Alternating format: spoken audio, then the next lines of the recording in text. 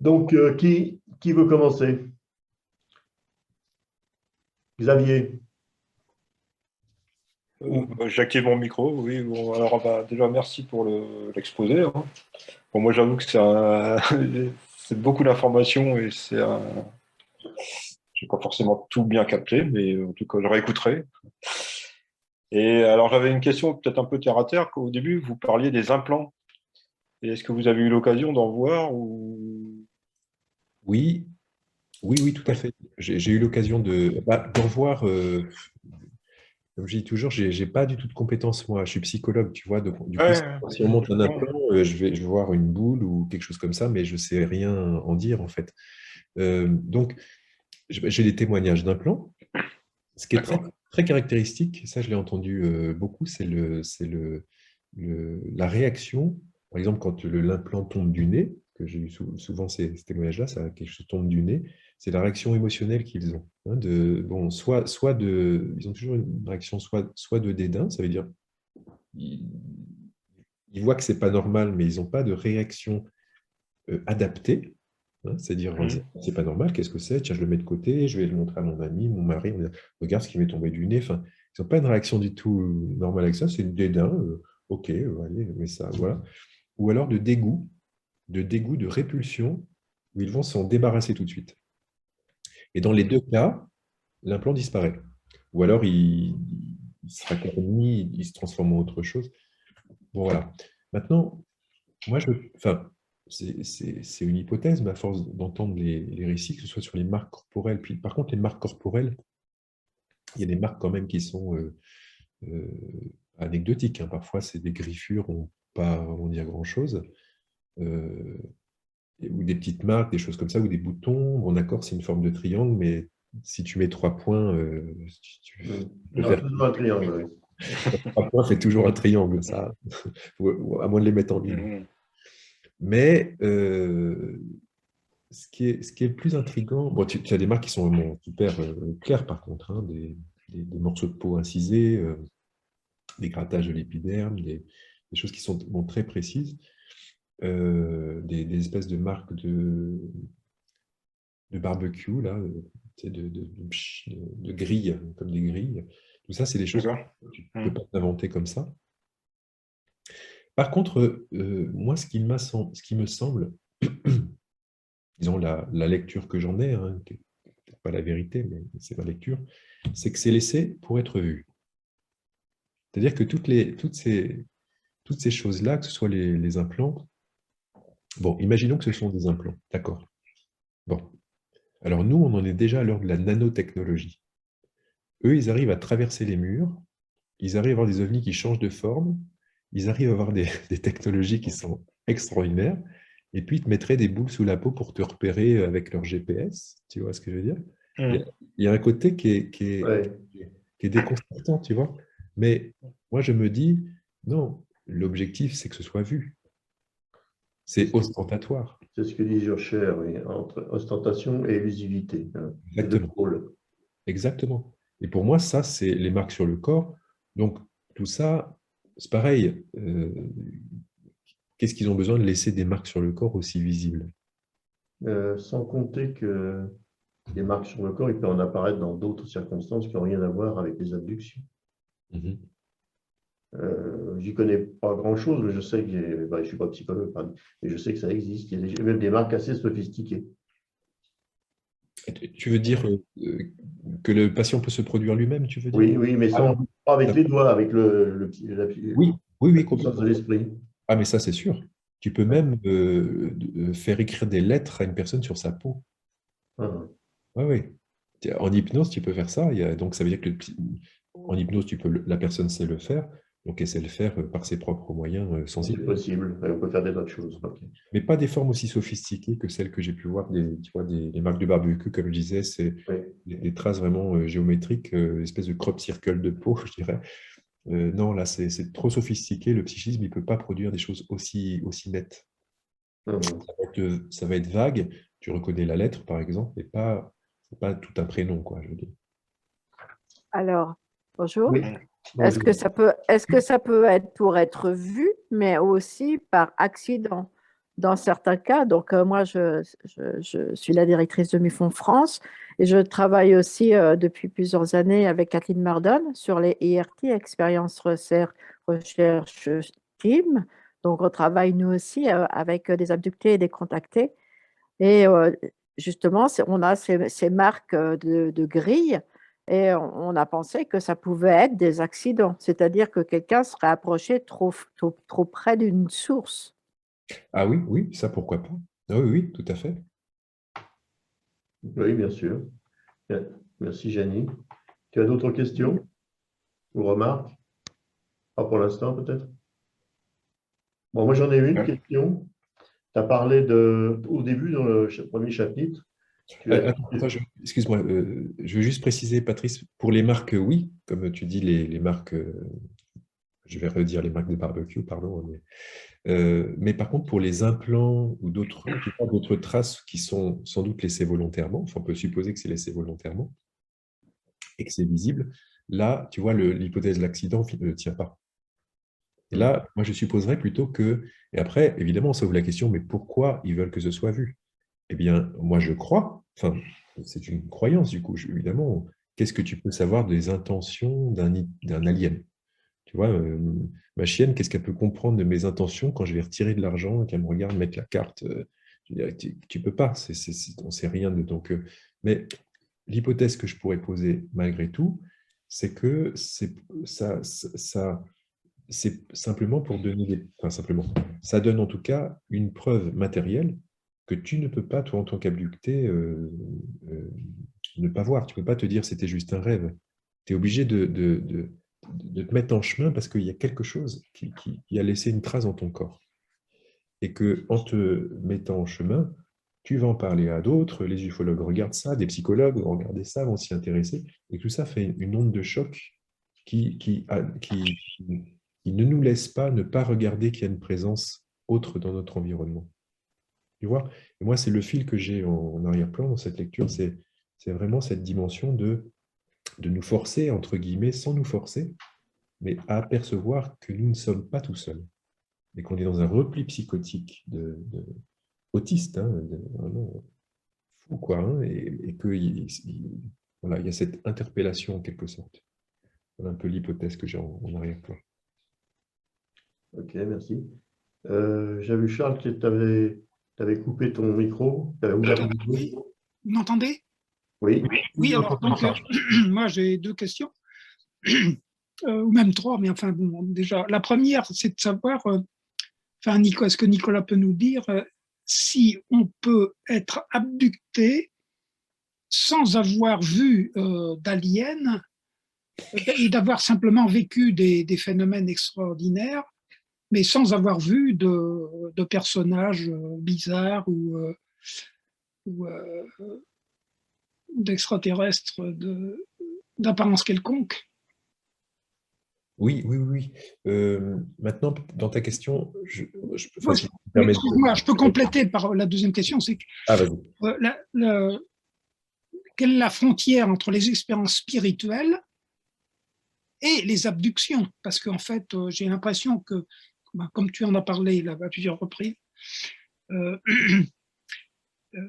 et on peut avoir des expériences de progression spirituelle qui s'accompagnent de phénomènes particuliers, hein, que ce soit psychologiques, physiologiques, etc., changement des perceptions sensorielles. Ce dont parle la littérature mystique, hein, de Absolument. différentes traditions spirituelles. Je ne sais pas si vous avez lu le livre Les expériences mystiques du révérend père Sengstone. C'est un classique, il a été. Bon, bref.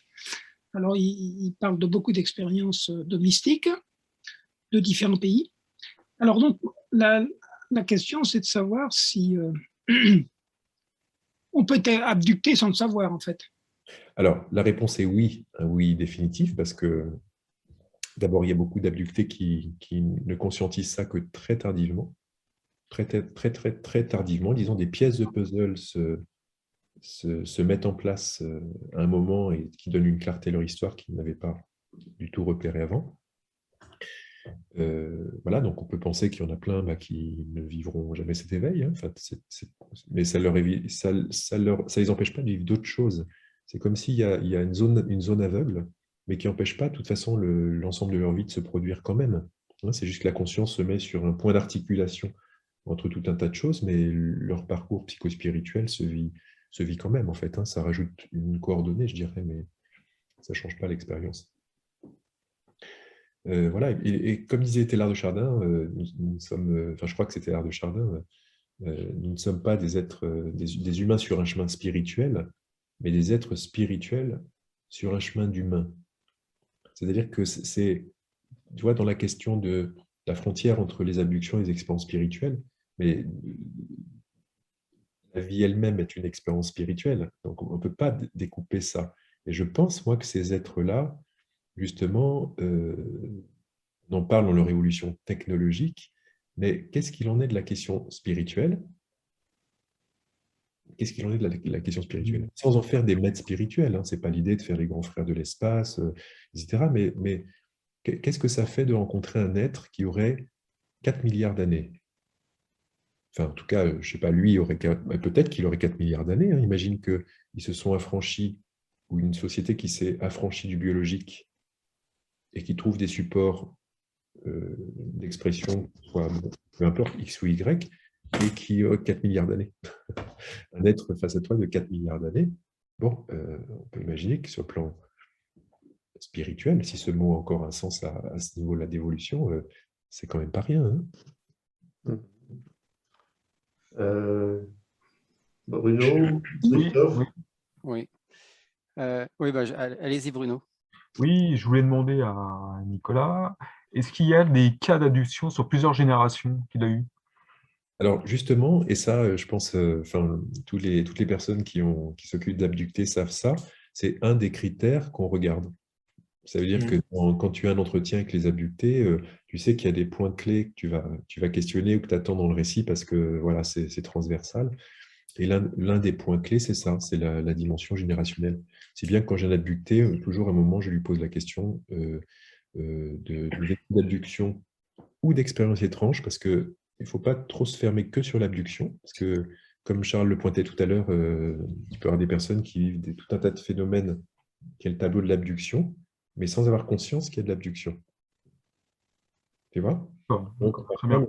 les parents ne le savent pas, mais par contre, ils vivent des trucs. Alors, des fois, c'est un oncle, une tante. Voilà, donc tu regardes, puis les enfants, évidemment. Donc, oui, c'est générationnel. Je ne sais pas s'il y a une exception, je n'ai pas vraiment regardé si j'avais des exceptions, mais en tout cas, c'est plutôt la règle. Ouais. D'accord. Christophe? Bonjour Nicolas Dumont.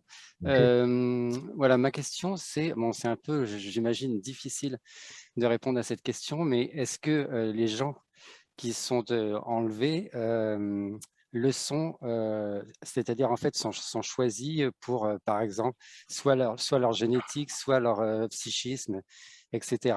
En fait, est-ce que c'est dû au hasard de rencontres entre eux et nous, ou est-ce qu'on peut déterminer ça en fait?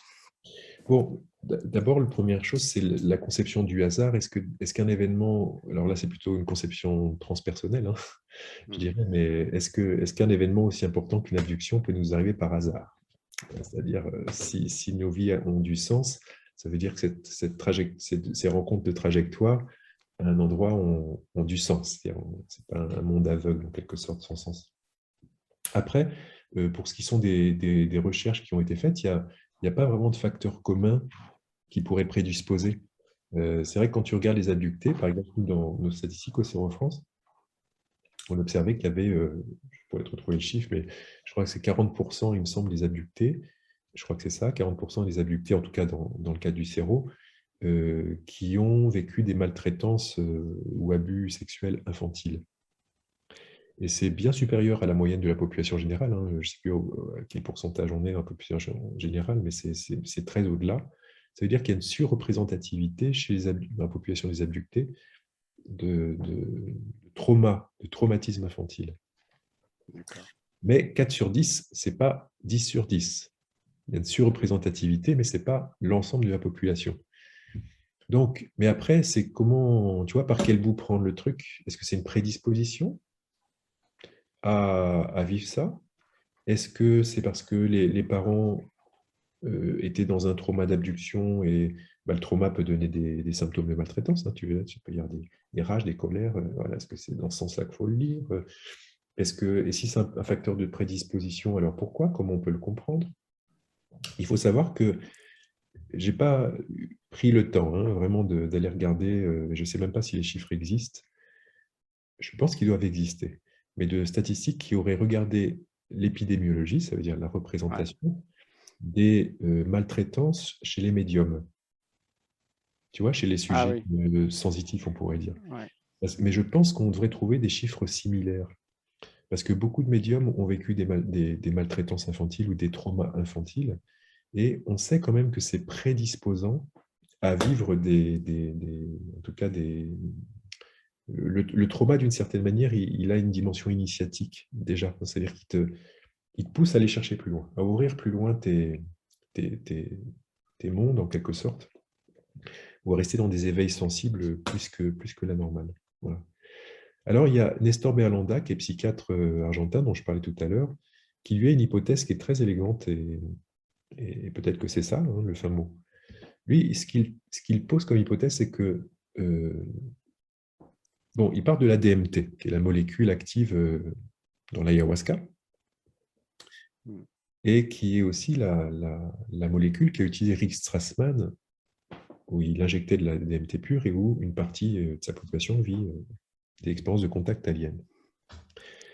Bon, ce que pense Nestor Berlanda, c'est que donc, on a de la DMT endogène, hein, ça veut dire que notre corps produit de la DMT. Tu en produis dans tes poumons, tu en produis dans tout un tas de zones de ton corps, et ta glande pinéale est très sensible à la DMT. Donc ton corps dégrade ta DMT, ça veut dire que tu as très peu d'expérience dans ta vie où où la DMT où tu vas avoir des pics de DMT et qui vont réveiller ta glande pinéale, stimuler ta glande pinéale. Et ces deux expériences, c'est la naissance et la mort. À ta naissance, tu as un pic de DMT, et à ta mort, tu as un pic de DMT. Ce que pense Nestor, c'est que tu as des pics de DMT qui peuvent se produire dans des moments de trauma intense. Et ce qu'il pose comme hypothèse, c'est que les enfants, enfin en tout cas une partie des enfants, pas tous les enfants, une partie des enfants, face à des maltraitances, des traumas infantiles, vont générer des pics de DMT, ce qui va créer un cerveau sensible à DMT, sensible à leur propre DMT endogène. Vous me suivez? Ouais. Bien. Ça veut dire que nous, notre DMT endogène, en quelque sorte, on n'y est pas très sensible parce qu'elle est dégradée dans notre corps. Donc, notre glande pinéale est protégée, disons, de cette DMT-là, en quelque sorte. Et ces enfants-là, bah, face au trauma qu'ils ont vécu, ils resteraient sensibles à leur DMT endogène. C'est dans les périodes de stress ou de stress intense, par exemple, ils sécrètent plus de DMT et ils ont plus d'expérience. D'accord? Et ça, c'est tout à fait conforme à la clinique parce que moi, j'ai eu beaucoup d'abductés qui m'ont dit, dans les périodes où on a beaucoup de stress et beaucoup de problèmes familiaux, etc., il y a plus de manifestations ufologiques. D'accord. Tu vois? Deuxième aspect, c'est que cette hypothèse-là expliquerait pourquoi il y aurait une hérédité, en quelque sorte, de l'abduction. Parce que ma sensibilité à la DMT, je vais la transmettre comme un trait à mon enfant, qui lui-même va être plus sensible à sa DMT, parce que ça s'inscrit génétiquement, et du coup va être plus en prédisposition à être en contact avec ces niveaux de réalité où il y a des rencontres. Voilà ce que je peux poser comme ça. D'accord, merci. Il y a d'ailleurs une Américaine qui est médium et qui a écrit un livre pour raconter la manière dont elle avait été martyrisée effectivement dans son enfance. Il y a d'autres facteurs hein, qui sont décrits comme des tendances dissociatives, comment il y a des tendances dissociatives. Bon, mais moi, je ne trouve pas ça très intéressant, cette tendance-là, parce que la tendance dissociative, ça dit quoi? Que tu as une capacité à te dissocier. Ça veut dire à entrer en état modifié de conscience, pour le dire un peu brièvement. Euh, et ça peut être, ça peut venir de beaucoup de choses. Et de la même manière, bah, oui, quand tu as eu des maltraitances, c'était peut-être plus dissociatif. C'est une tendance ça facilite le contact avec d'autres niveaux de réalité. Donc, bah oui, c'est sûr. Mais what else? Je vois dans les gens qui ont ouvert leur micro, je vois par exemple GB. Tu peux nous dire quelque chose?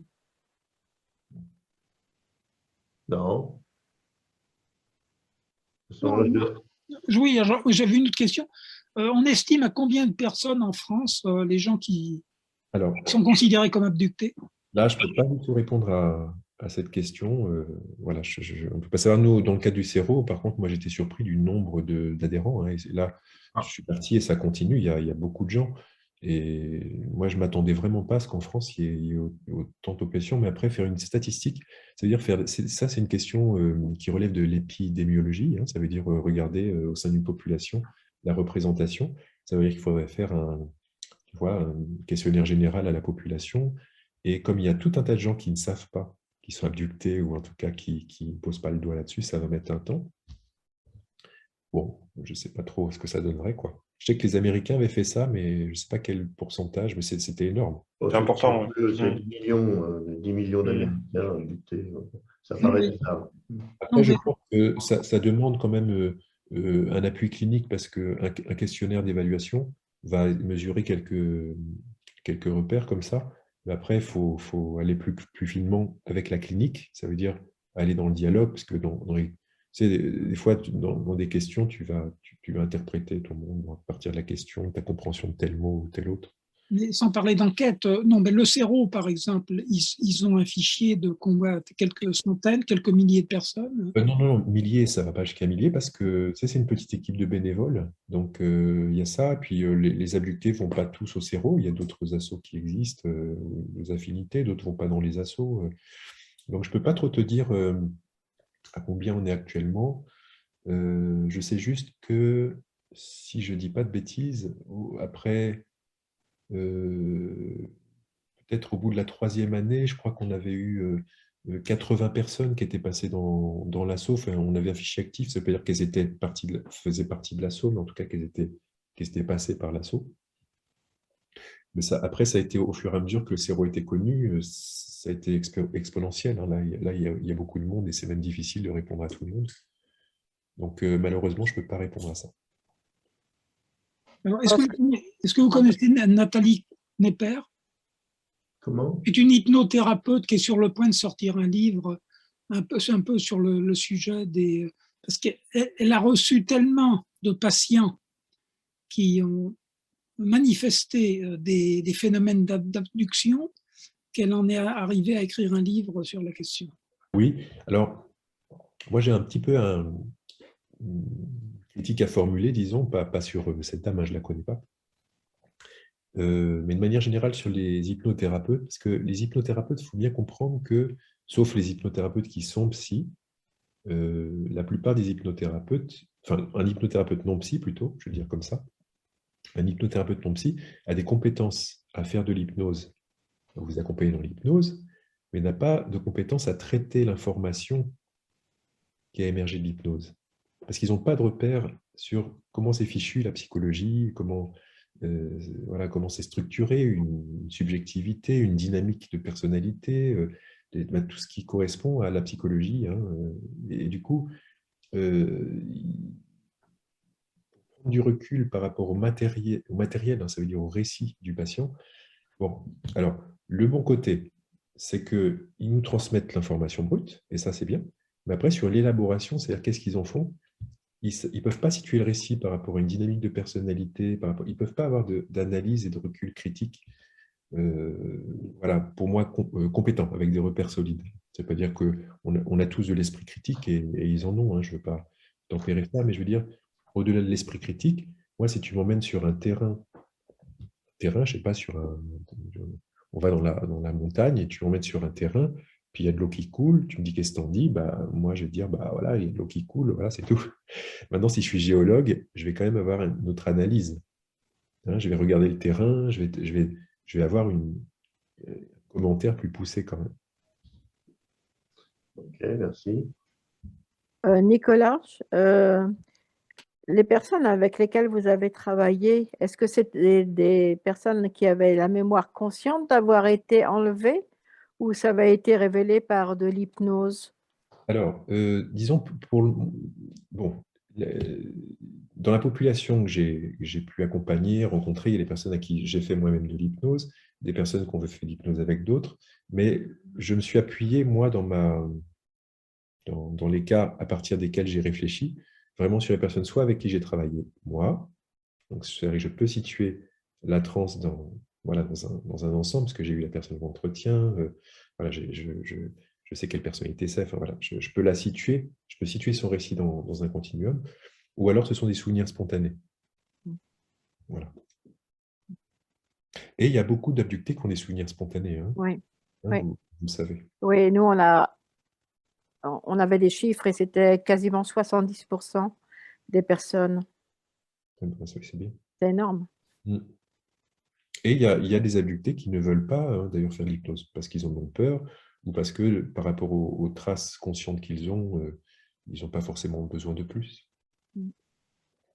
Surtout que sur l'hypnose, c'est tout un thème en soi, hein. Est-ce que le matériau qu'on retrouve, quelle réalité donner à ce matériau, comment le traiter, l'analyser, tout ça, ce sont... Parce que, si vous voulez, quand une personne, par exemple, vit un... Vous avez 10 personnes qui vivent un attentat terroriste, mettons. Bon, certains ont amnésié parce que le trauma est trop fort. Bon, ils vont récupérer du souvenir, mais ce souvenir-là, vous pouvez le traiter parce que vous pouvez le mettre à l'épreuve de la réalité. Ça veut dire on va comparer le souvenir avec voilà, des éléments concrets et on peut voir les distorsions. Dans l'abduction, il n'y a pas ça. On n'a pas le matériau concret pour mettre à l'épreuve le récit.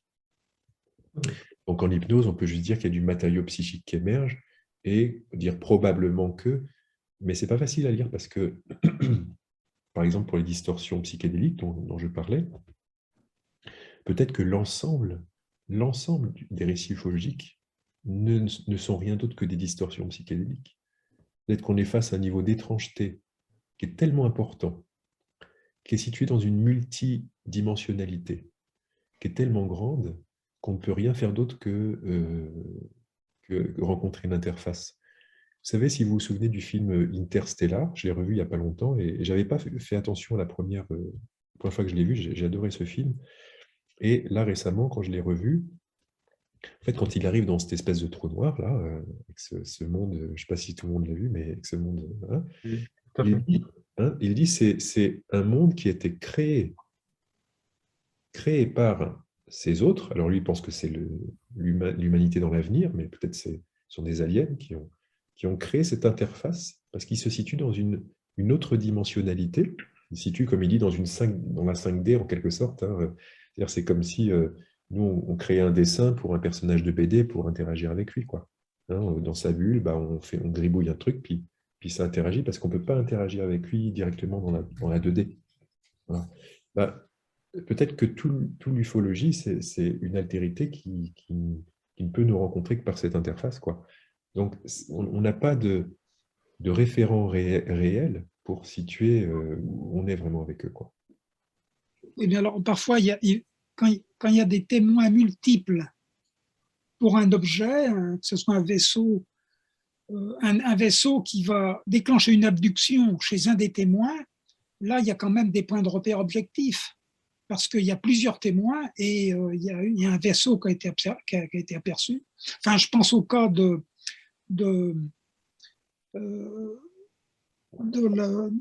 vaisseau là, du Val d'Oise, dont j'ai oublié le nom, Ravilliers, hein, où il y a eu plusieurs chasseurs, hein, qui ont vu l'OVNI et d'autres témoins. Mais par contre, il n'y a eu qu'un seul abducté, je crois. Mais là, on peut poser plein d'hypothèses alternatives, hein, y compris pour les phénomènes de vision collective, hein. C'est-à-dire que cette altérité-là, quand elle rencontre le réel, on peut plusieurs à l'apercevoir, mais que ce n'est pas forcément le fin mot de ce qu'elle est. Arnaud? Oui, bonjour à tous.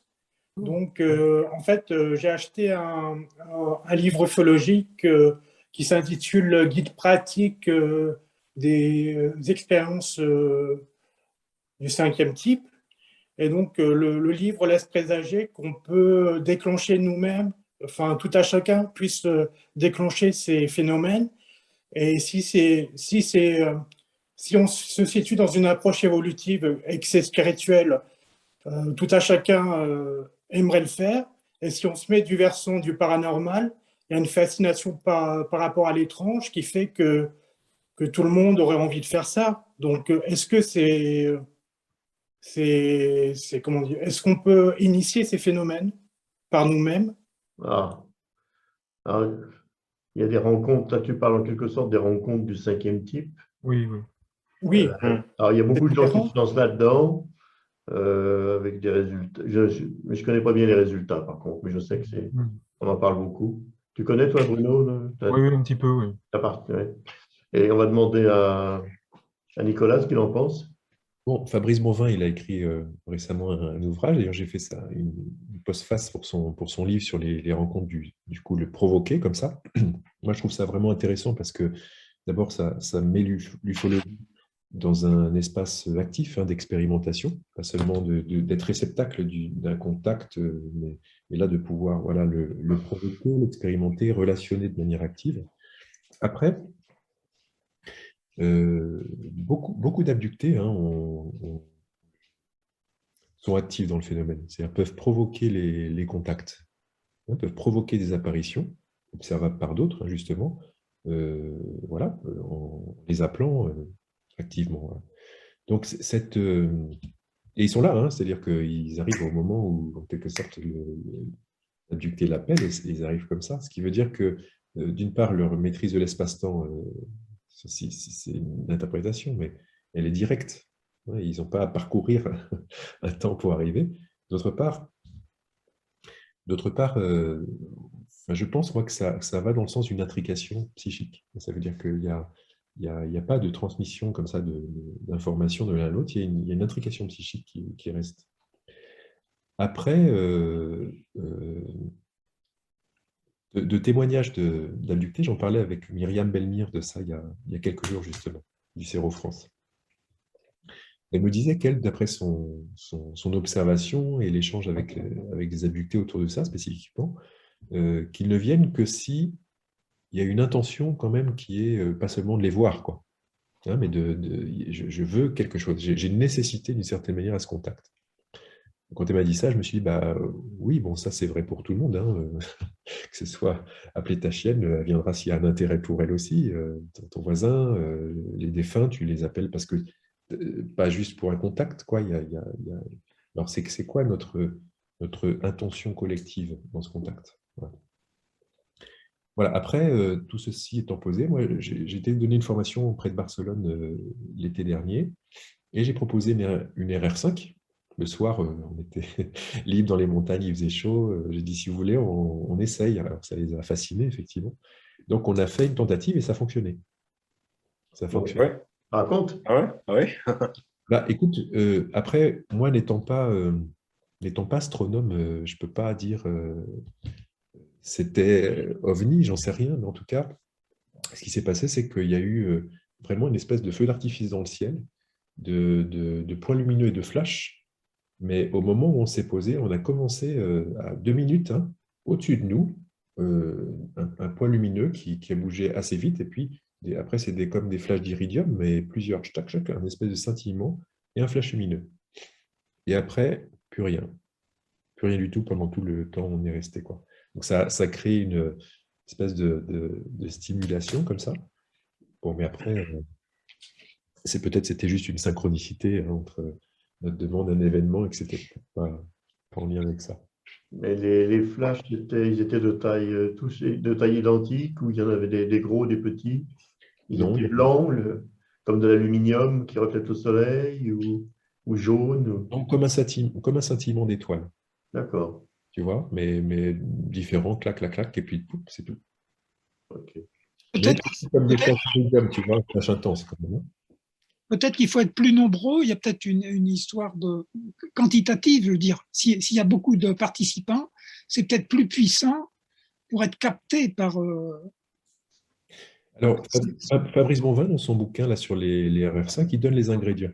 Ça veut dire, il y a le facteur empathique qui est très important, ça veut dire être dans une disposition d'ouverture. C'est-à-dire que les premiers ingrédients, en fait, et même les ingrédients essentiels, ils sont d'ordre psychique, hein. Et quand je dis psychique, c'est pas seulement psychologique, se mettre d'accord. Quand il parle du facteur empathique, ça veut dire dans une ouverture du cœur, en fait. Là, on touche même la dimension spirituelle, parce que si je la mets dans mon échelle de l'amour, c'est Philia dont il s'agit. C'est de se mettre dans la vibration de Philia, voire dans des vibrations encore plus hautes, quoi. Merci Pierre, et bonne soirée. Bonne soirée, Pierre. Bonne soirée. J'ai une petite question sur les abductions. Est-ce qu'en général, les abductés sont abductés plusieurs fois? Ou alors ça arrive qu'il y ait une seule abduction et puis après, il ne se passe plus rien, quoi? Ou est-ce qu'ils sont un peu suivis, enfin, je sais pas, un peu comme des élus qui seraient suivis C'est-il des récidivistes, en fait? Voilà, un peu. Alors moi, je ne parlerai pas d'élus, mais en tout cas, du fait qu'il y ait une répétition de l'expérience, oui, en t'écoutant, j'étais en train de me demander si j'avais des exceptions à l'esprit. Alors là, je ne sais pas ce que tu dirais, je ne sais pas ton prénom, mais du MUFON France, si tu as vu, toi, des personnes qui auraient Janie. une fois. Janie. Il y en a? Ah, pardon, excusez, Oui. j'avais fermé mon micro. Janie, oui. Quand c'est une fois, on a les chiffres là aussi, alors là, je ne sais pas en tête. Mais c'est quand même une majorité de plusieurs fois. Et Ah, ça recommence, la maladie qu'on a eue il y a 2 jours. Oui. Il faut que je coupe ton micro, Janie. Oui.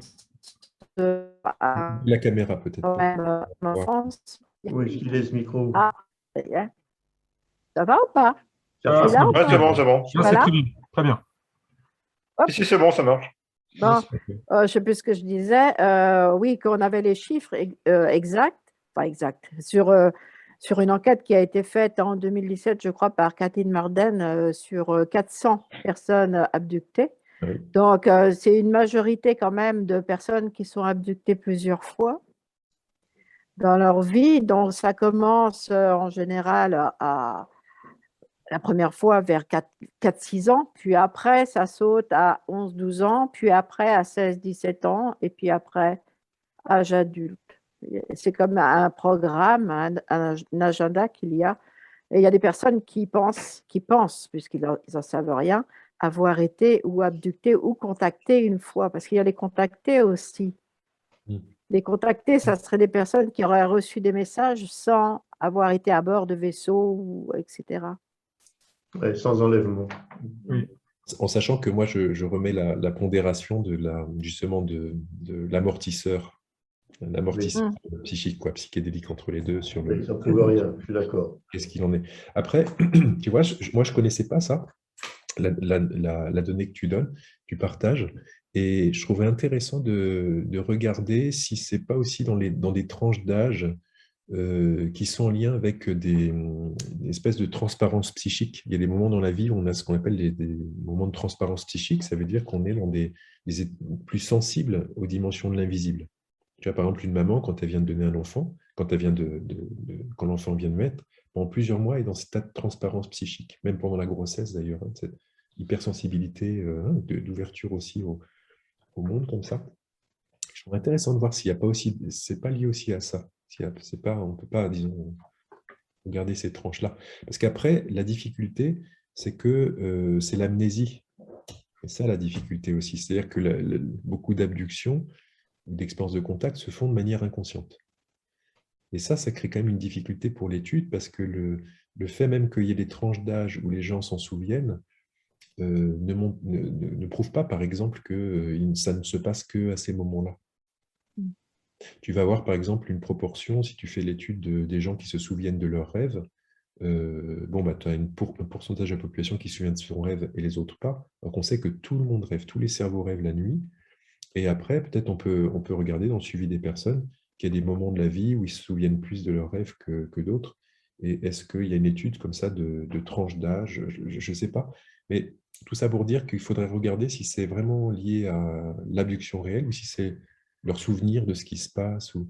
Et là, moi, je ne connais pas les études de ça, mais Lorsque, en fait, ça vient que lorsque la personne commence à se souvenir et à vouloir parler, et lorsqu'on va fouiller un petit peu dans son passé, la plupart disent oui, bah oui, à tel âge, lorsque j'étais enfant, j'ai eu la visite de personnes, enfin d'êtres, d'entités dans ma chambre, etc. Et ils jouaient avec moi, etc.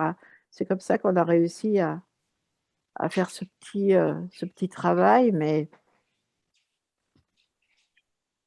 ça oui, hein. J'ai une petite, là, la fille d'une expérienceur, enfin d'abducté, qui vit, mais de manière continue.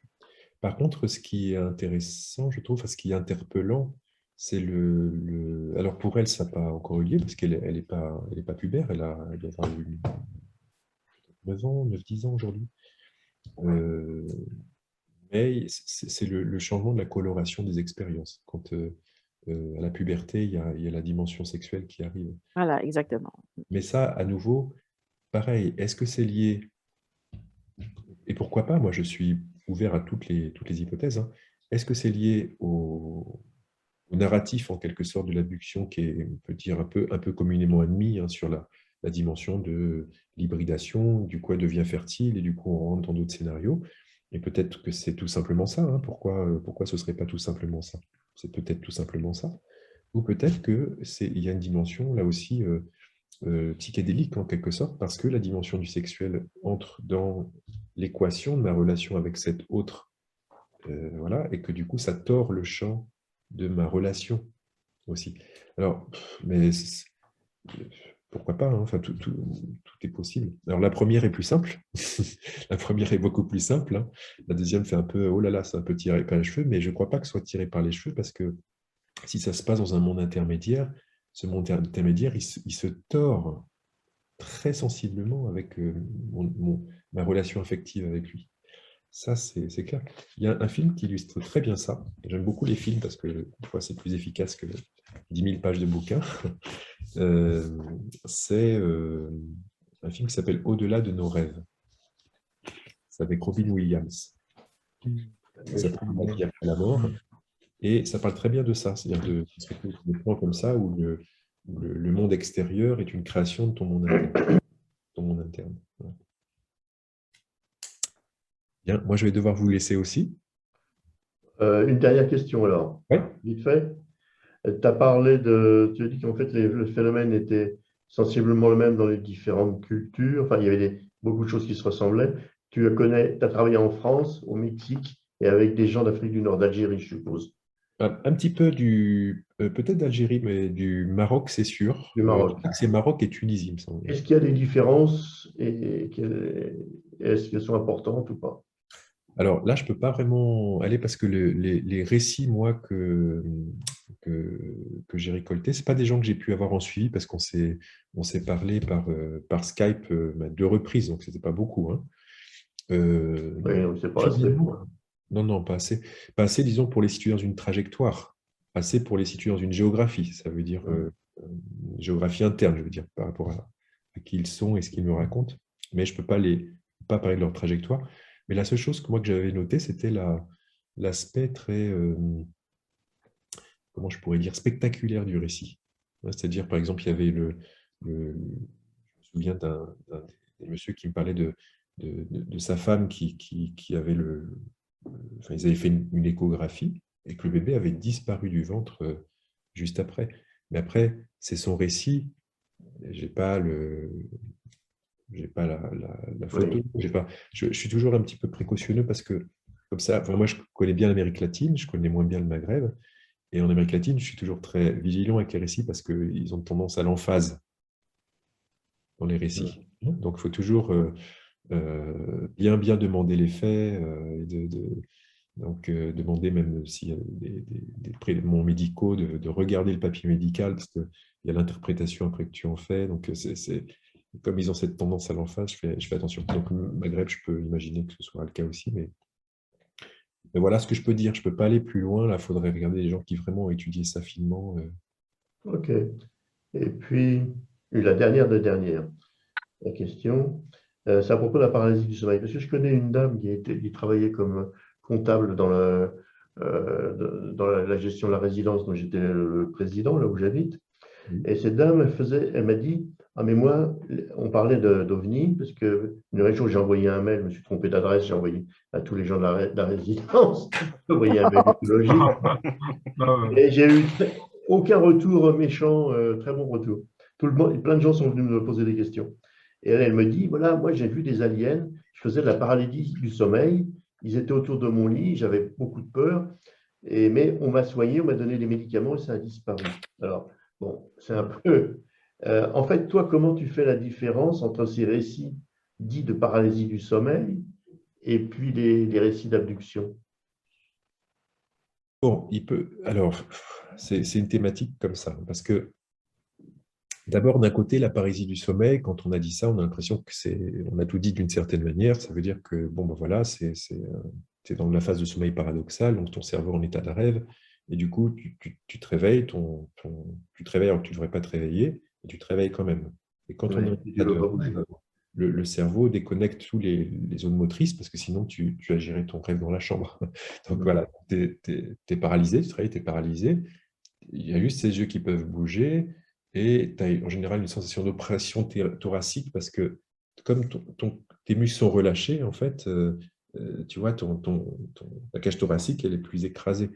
Et donc, ton cerveau, il a tendance à donner sens à cette sensation d'écrasement.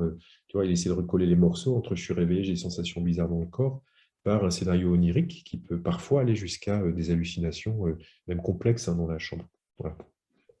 Et ces hallucinations peuvent prendre aussi la forme alien, hein. Pourquoi pas, c'est une forme comme une autre. Voilà. Maintenant, avoir dit ça, ça ne résume pas tout, parce que du côté, je reste de la paralysie du sommeil pour l'instant, la paralysie du sommeil, c'est aussi un état modifié de conscience, un état élargi de conscience. Ça veut dire que déjà dans cet état-là, rien que de paralysie du sommeil au sens très clinique du terme, tu peux aussi avoir des moments d'ouverture à d'autres plans de réalité qui viennent aussi te rencontrer et qui ne sont pas de nature hallucinatoire.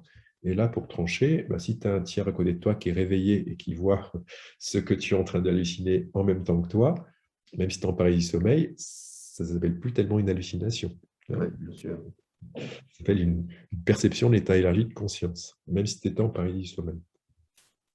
Donc voilà, ça déjà pour la paralysie, donc ça veut dire que ce n'est pas toujours un phénomène si simple.